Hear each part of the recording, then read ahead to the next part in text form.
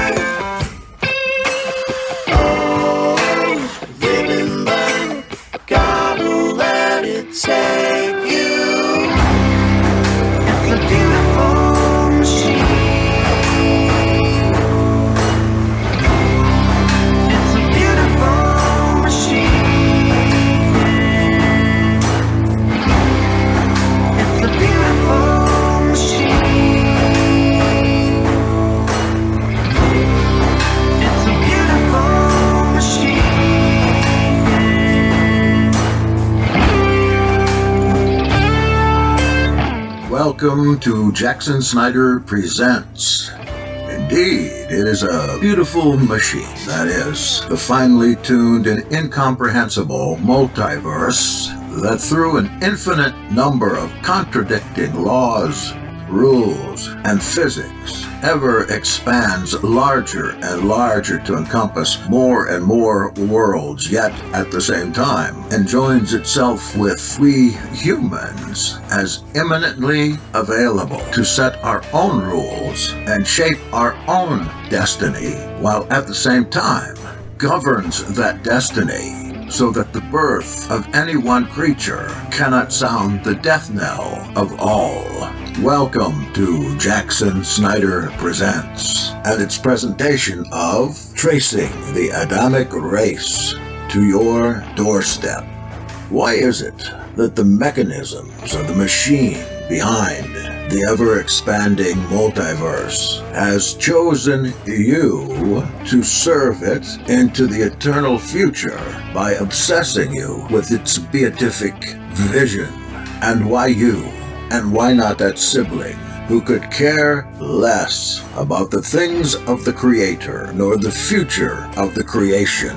I hope in this series of obscure lessons from quantum physics, brain chemistry, the infinite expansion unto billions of worlds unknown, that you will better understand the divine mystery of election, choice, and the divine supercosmic mind that chose you above your peers for the certain privilege of serving the multiverse and its great diversity of creatures in that time when past, present, and future will indeed become and be perceived as now. Yes, my friends, it is a beautiful machine.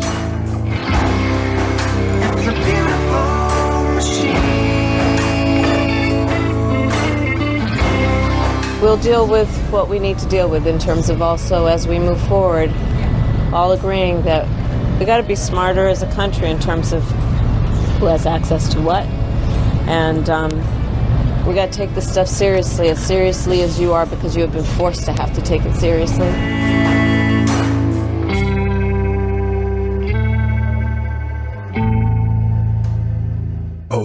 Very good advice from our Mrs. Vice President. And Miss Vice President, Mrs. Vice President, you can count on us to take it very seriously. Don't you worry about that.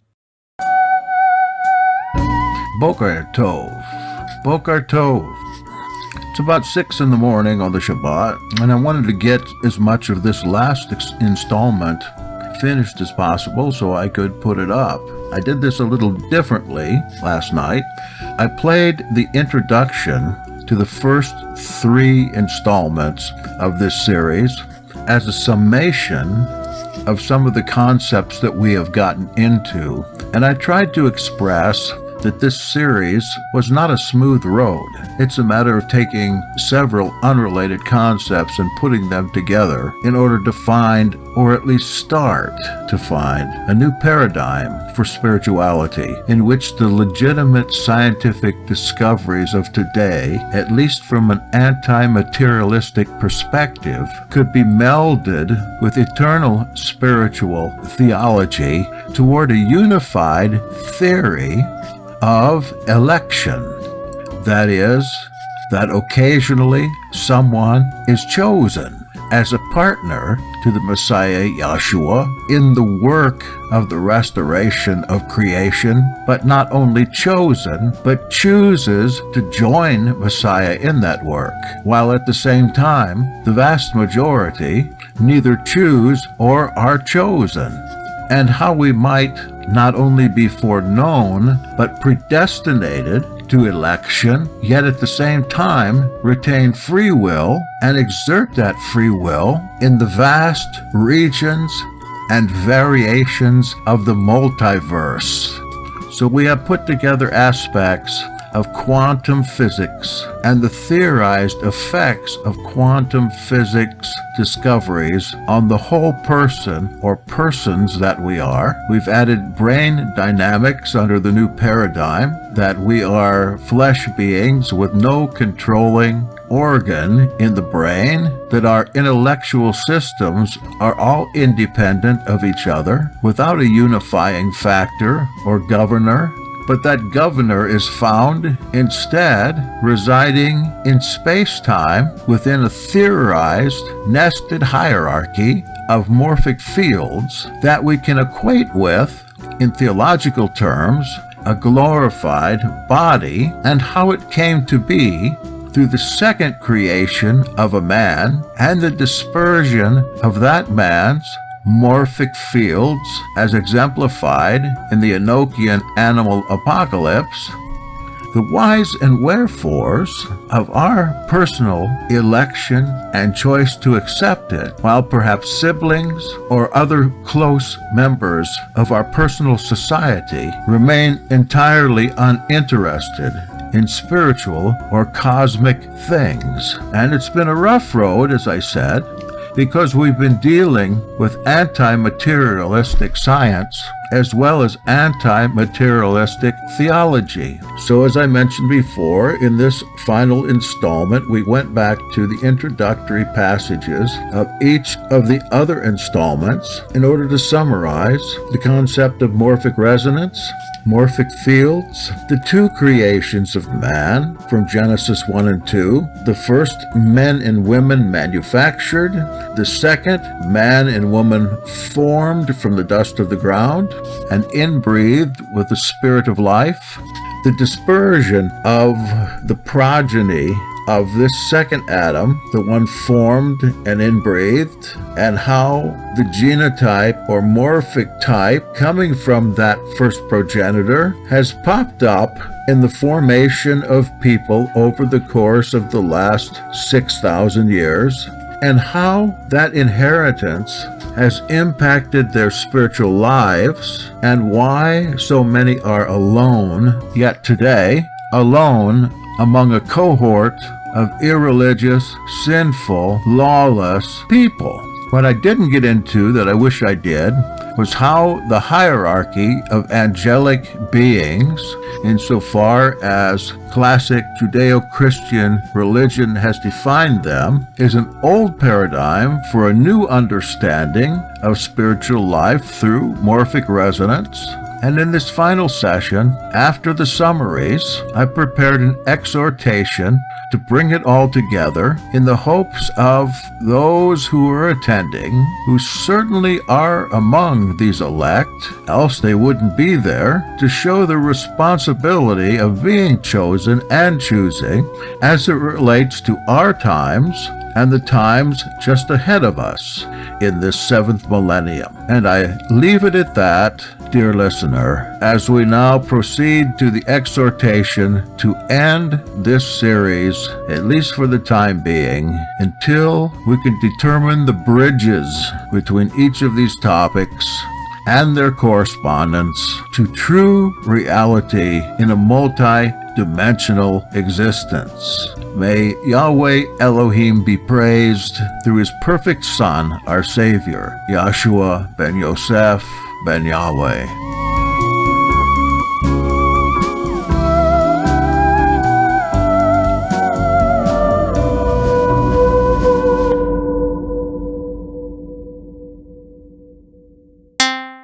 Since genetics does not have the capability of forming a person, genes turn on and off proteins.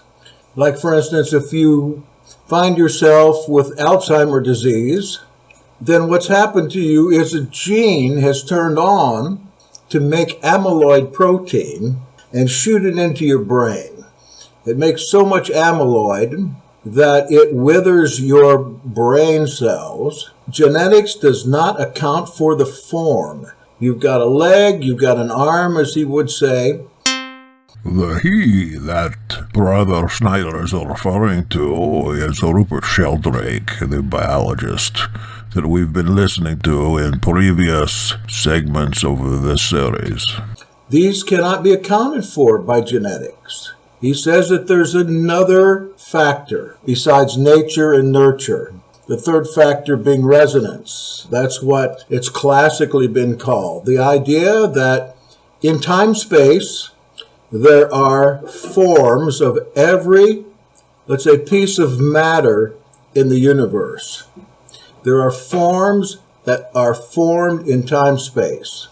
And those forms are what shape your body and mind, and that nature is habitual. That's why we have the shapes and forms that are uniform, rather than some of us having 4 arms or having 3 kidneys or whatever.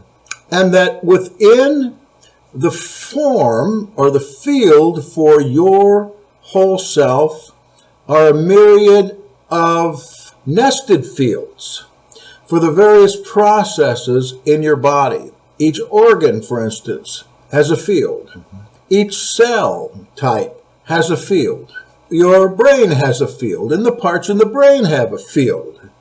And that, in fact, your brain does not hold any memories. It's a receiver for the rest of your body, and there's no controller in your brain. Now, that's just science. That's just fact. There's no controlling entity or organ in your brain.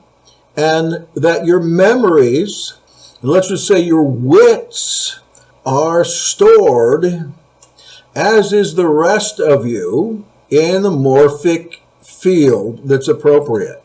So, we who believe that our intelligence and our memories are going to continue on after death, and we believe that our memories are stored in our brains, we're going to find ourselves in bad shape when our brain is dead and the memories therein are gone. So he's theorizing, in fact, he's actually factorializing this particular aspect of it as a biologist, that the memories are not stored in your brain, in your cerebral cortex. And he has some hard evidence on this. As I mentioned last time, Ibn Alexander, again, to bring this up, a brain surgeon, caught a rare form of meningitis that went from his spinal cord into his brain, that is bacterial meningitis, that ate off his cortex, that ate off his entire gray matter, his cerebrum, all gone, and left in its place the waste products of the bacteria, pus, that ate his brain off down to the cerebellum. Thus, if his memories are stored in there, they're all gone. But through some miracle, maybe just a miracle so we would know that there was something more, this cerebral cortex grew back completely. And so did his memories come back. And so did his wits, and so did his ability to do brain surgery. And as a result, he had an experience, which is impossible for him to have an experience with no cortex. But he had a long, near-death, I would say, past-death experience, because he was dead. He was brain dead. His heart was beating, that's all, when this started to grow back. Go look at his book. It's called Heaven is Real. The guy was an atheist. Heaven is real. In fact, if you go out to jspresents.org, we have a review of that book that we did here last year. Lisa Morissette did it. It's very good. She tells all about what's in that book. And so here's some hard evidence. How could his thinking, how could his training, how could his memories, how could his recognition of his family come back when he has no cerebral cortex, when his head's full of pus, when all that's left is a primitive brain? And then new tissue comes on there, and his memories come back. Where did they come from? Well, if Sheldrake is right, and now the little minority of scientists that are seeing this, they came out of the morphic field. And if you die, and you're not one of those people that are a white bull that Joshua talks about in John 5 that don't die, then how will you get your memory back? By some miracle? Even blowing the breath of life on the genetic library won't get you that back. It's got to be somewhere else. This is really the fly in the ointment of the Christian idea of heaven. Because Paul tells us we are born spiritually dead. There's no spirit there.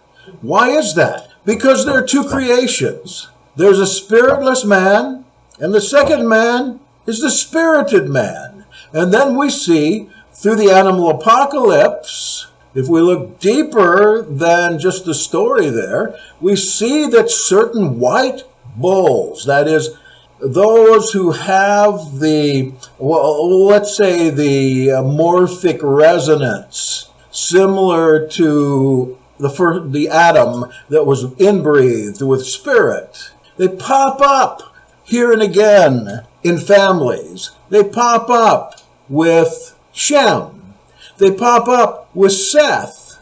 In fact, if all of them were killed off during the flood, we've got Shem left over that survives the flood. Now, we know that there are a lot of Nephilim that survived the flood, but we know of at least one that was of the white bull class, that was of the Adamic race that survived the flood. And he was the father of the Shemites, the Semites. And if you got into your animal apocalypse any during the last few days, and you went any farther with it, you can see where the white bulls pop up. And not only do they go farther than becoming white bulls, they become men. And we might say glorified or exalted humankind. The point behind this is the animal apocalypse rolls itself out until almost the 1st century AD. Almost. If you go through the whole thing and you determine who's who there, and you can, it rolls out almost to the time of Messiah. And some, like the guy that does all the Apocrypha stuff, I don't know, he does a book, 1, 2, and 3 Enoch altogether. I can't think of his name right now. But he rolls the animal apocalypse out right into the 1st century AD, and he identifies Joshua and Yaakov and the other ones of the 1st century that came out as white bulls. Now we expect Lumpkin, sure, Lumpkin. And what that gives us for the animal apocalypse is a date when that thing was written. An apocalypse is not prophecy. An apocalypse is telling the past or the present in such a way, in semi-prophetic or symbolic language, so people that understand that kind of language can read the history of their time. I think I got up to about the 70, the first Sanhedrin, and I thought, why go on after that? If it goes up to Messiah, then what we've got to say is the book was written in the 1st century AD, that part of it. We know that in Enoch, the similitudes or the parables of Enoch, that talk about the Son of Man, they were surely written in the 1st century AD. So parts of that are written in the 1st century, and we wonder why we don't find the similitudes in the Dead Sea Scrolls. Well, the reason is because they were too late to get into the Dead Sea Scrolls. What I'm saying is there's a mapping out here of people that have an inborn propensity to be spiritual, an inborn opportunity or opening for the breath of life, the Ruach. Within that idea, we find both predestinarianism and we find free will, because we find predestinarianism because obviously through an apocalypse like the animal apocalypse, we see that Elohim had this in his mind all along. He tells, like Jeremiah, I formed you in the womb. Here we have that word form again, which of course if we look in the Septuagint, that's going to be morphology, the forming in the womb. We hear that the same thing went for Moses, who was a white bull, and for Abraham, who was a white bull. And we see it going clear up, as you say, to Messiah, and if Messiah is in there, he's a white bull, and so is his family, and you see a bloodline in Messiah that comes both from King David, who was a white bull, and Zadok the priest. So that family is so blessed in Messiah that they all had to die under terrible situation because they were too good for this world. Now there's been 2,000 years from the animal apocalypse. We know angels have fallen since then, and they've copulated and they've had offspring that are Nephilim, Gibborim. We know they're mixed up in the mess here. We've got a lot of people nowadays talking about the Nibiru. Nibiru? Yeah. Planet? Yeah, Planet X. Well, we're thinking about the Anakim, the Emim, the Zanzumim that are talked about in Numbers 13, the lizard people. Certainly at the top of the heap, we have some dead bodies in our governments that are totally filled with an occult demonic possession that simply carries around that dead flesh and does what it does. But look, how is it that we come to Messiah? You can tell the good from the bad. There's the shepherd in there, the good shepherd, who I suppose, I don't even know who it is anymore. It's been a while since I looked at it. What I'm saying is there is still a remnant of Shem in the blood supply. In morphic fields, in the morphic field supply. I don't know if this is a fact or not. It's just what it seems to be coming to. Why is it me and not my father, say? Then we're going to have us a highbrow concept, something called illustrious themes having to do with piano playing. Then we got the double numbers coming up. That is the numbers of the scripture and what they mean. And then we got this book we call Numbers, and some people call it Bible.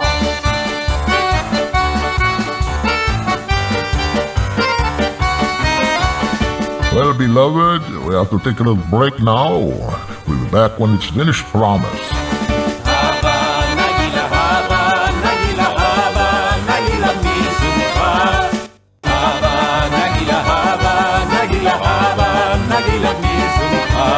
Just as I promised, Jackson Snyder Present is back now to finish up message and fulfill promise.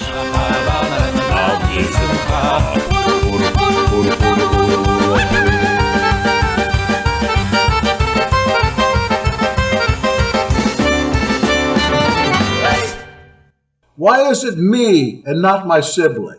Why is it I am so interested in the things of the Spirit, or of the Scripture, or of Elohim, or so feeling beloved by the Father, and the person next door to me has no feeling for it all, is completely wrapped up in the bowling league, or completely wrapped up in lap dances, for that matter, or completely wrapped up in pornography, or completely wrapped up in business, NASCAR, definitely. Why is that? We should be more similar than that. Morphic fields explains that. Genetics can't explain it because, as I said, genetics does not address a person's form or his thought or his predilection. This is what scientists, biologists say anyway. I was always taught. I was a genetics major with physiological psychology. We were taught 80 to 90% of everything we are, of our shape and the way we look, is because of the genes that we inherit down the line. But good night when you have something like someone come along like Eben Alexander, a man that not only had near-death experience, but he died and came back from death. He lost his brains completely, and he comes back. That's a pretty convincing thing. It never happened before. It's not known to have happened. The book is easy to read. Very interesting. You can't put it down. It's short. Or just go out and listen to Lisa's, because Lisa does a great job of hitting just about every high point in the book. All right, I'm not going to hit that anymore. All I can say, it's an extremely interesting possibility and at least a model of an alternative thinking that meshes with our spirituality and our understanding of afterlife and our understanding of resurrection and where that resurrection's coming from, and an understanding of election. In Enoch also, there are certain classes of people. There are, in the top class, the Bakar, that's the chosen one, Messiah. There are the Bakarim, those that are chosen to not die, but to live forever in the realm of the Messiah in order to subdue and rule the earth with him. Then there are the Tzaddikim. Those are the good people that primarily keep Torah, and they live good lives, even if they've never heard of the Torah or Jesus or anybody else. If they live a good life, according to John 5, then they're going to be adjudicated to have life in the millennium. And then there are the Kata'im, those that are just plain sinners. They have their free will choice. They have a body fit for good, but they do wrong and they act wrong and they choose to when they know better. That even goes for sociopaths and psychopaths. They don't have to do wrong. A lot of psychopaths do right, and they excel at right doing when they need to. So, look, it's almost a perfect representative of the heavenlies. Now, Sheldrake, I told you, had a religious experience through this that took him from being a confirmed atheist all his life to being a believer in Yahweh and the Messiah. He's a believer. And where he went from there was to try to find some kind of resonance for his theories concerning morphic resonance. And one of the theories one of the ideas that he came up with that I was listening today with him in interview with somebody about spirituality was the hierarchy of angels. You know, at the top we have a hierarchy of heavens, a seventh heaven. We have 4 angels there, covering angels. They call them archangels. And there are other ones, thrones, seraphim, cherubim, choirs. There are 9 different types of angels according to the ancient lore. And these angels have to do also with the hierarchy of spirituality. Remember, Yahshua says that those in the resurrection, and he's talking about the first resurrection, not the rest of them. He's talking about the Bakarim. They're like the angels in heaven. So what we're looking forward to as the chosen race, as those who respond and are chosen and choose, and I think that's us or we wouldn't be here, is that we are bound to be an angelic kind of creature because we have within our morphic form that same Ruach Kai that Adam had and lost because of his disobedience. He wasn't the same kind of man as the first bunch. He was an exalted, glorified man. You remember his eyes were only open after he ate the fruit. He was different. He was given the spirit or wind or breath of life. This is not just made alive. The rest of those guys didn't get anything like that. They were manufactured like they came out of a factory. Male and female created, epoiesen, made him go out. Well, the word is epoiesen. He made him. The problem is with that. You are reading an English text. I read you the Greek text last time. The Greek text that came from 250 BC. The best text we have and the most descriptive text that we have. And we can see in the original languages, or the Greek language, I should say, behind the English, it's completely different. Yet these English translators have again glossed that over, mistranslated it on purpose. And when I read to you Josh McDowell's website, he says the same thing. Yet he comes up with the conclusion, being himself an evangelical Christian that sells books and is sold out to the system. He says, well, this is an absolutely radical idea that there could be two. He knows as well as I do that there are two. Of course, you can use the Brenton translation, but you still need an interlinear Brenton. You don't have to know the language. You just go in there and see where it says he made them male and female. Look and see what the word is there, and then go over to the second chapter and see what the word is there when he formed from the dust of the earth the men. You won't find the men in first chapter. That's one man. He clears off land for the man. He builds a garden there. He walks with the man. He builds the man, forms the man a woman, cloned out of his own flesh. And then, after some period of time, he takes them out of the garden and they have children. Here's Cain. Where does Cain find his wife? In the land of Nod, among these other Homo sapiens, or whatever they were. They're the same species, but they're not the same family. I just don't know how to make that clearer. And it's not a matter of faith. It's a matter of reading the text right. And I am sorry you have been deceived with the creation stories. You've been deceived. Who are you going to blame for that? You should blame your teachers. You should blame the pastors.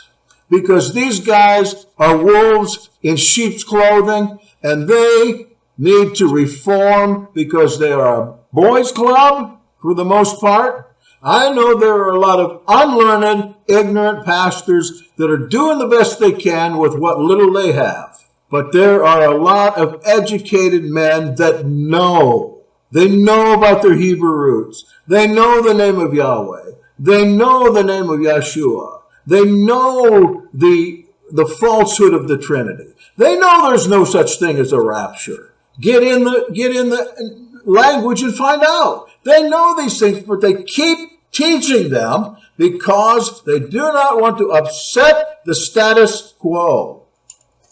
They've got too much at stake. Ask your pastor how much you have in your mutual fund account. How much is the denomination putting in there for you? How much money are you making? What is the size of your parsonage? And what's in there? What's provided for you? A car. You get a car. Do you get a housing allowance? Do you have to pay any taxes at all? Probably not. Ask them. You get the accolades and the respect. Oh, let's not forget that, brother. It's Respect. it's there. You get to wear the collar, Exactly. the flashy suit. You know, you get to be somebody. If you didn't do those things, they wouldn't, I don't know, fawn over you, kind of thing.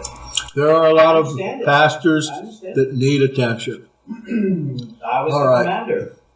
You're the commander. I was a Royal Ranger commander going up the ladder. I was Reverend Dr. Snyder with his collar on. Once I went into this walk and it ruffled a few feathers as I was out. All right. You guys that have a job on there, go to your job. Wear yourself a kippah, a katan, nice long tzitzit, and see how long you last. All right. I'm going to go into the end of this. Going to see where I am here. I just want to decode a little bit of Paul. No, I don't like Paul's soteriology or the fact that he was a Roman agent and an agent for the Herodians and all that stuff. But Paul was a genius, a theological genius. And I have gone against my own rule at times using Paul in such a way as to destroy the text rather than to enhance the text. And I did this today in Ephesians 2. I thought today, where can I find some text that backs this up? So what I did, I'm not in the habit of doing, but I do once in a while when I feel anointed to do it. I take a pencil and I go to Paul and I begin, you know how wordy he is. In fact, the first chapter of Colossians is all one sentence. I begin to cross out words. And I did this today in Ephesians 2, 3 through 10. And here's what I got. We were by nature children of wrath, just as the others. What others? We're looking at this from a viewpoint of the creation. Yes, we were by nature children of wrath, just as the others. He doesn't say who the others are. In this context that we're speaking, this is as though this is a word of prophecy coming forth. The others speaking of the other creation. But he made us alive, the inspiration of the Ruach Chai. He made us alive and raised us together, making us sit, think of it this way, making our situation, you know what the next words are, let's substitute for the next words, space. But he makes us alive and raises us together and makes us situated in space. What does heavenly mean? The word places is not in the text. Look at your King James Version. Places is in italics. In the heavenlies, what's the word behind that? The word behind that is sky. Uranos. I said that these second created people, Adam and Eve, were homo uranos. And in Paul, right here, he made us alive, raised us together, making us situated in uranos, in space, in the sky. It doesn't say heavenly there. We get the idea somewhere up in heaven with angels and stuff. Angels are playing their harps and people sitting around the throne praising. That's not what it says. Think sky, think space. That in future ages, he might demonstrate exceeding riches. For we are his workmanship. Can you get the idea of forming? The word behind that, again, is oikodomeo. He has constructed the economy, which is us. Oikos, economy, domeo, constructed a home. He has made us and formed us beforehand. Made us for good, formed us for good, prepared us beforehand, creating one new man of the two. I'm sorry to be yelling. I'm excited about this. Making peace, that both men might be eventually reconciled through one pneuma ruach, one spirit. That is awesome. That is awesome. It comes out like a prophetic word. Now listen to the rest. Just a little bit more, and I'm done. You are not strangers or foreigners, but fellow citizens with the set-apart ones and other members of the economy of Elohim. Why? Because we have survived. We have come into the Bakarim, the chosen place, and we've chosen that. We have been fortunate to have been prepared beforehand and known beforehand for having that Adamic inbreathed spirit in our morphology, and yet at the same time having been put into this world of evil with the other men, with the Gibberim, with the sociopath, with the rapist, with the anarchist, with the atheist, yet we've responded to that which has been in the morphology since the foundation of the world. Now, what this requires is thought. You guys put me into this mode. I go to the books to study. And then I go to the throne room to get something there. And I come down here, it's my job as a pastoral minister to bring something from the throne room. Not something from Kenneth Copeland or Rod Parsley, but from the throne room.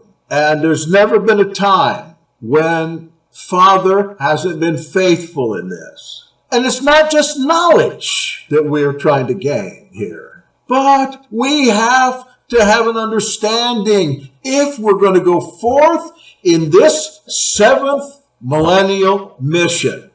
We are on a parallel course with those first apostles and prophets. We're on a parallel course right now. We've got to take up our parable.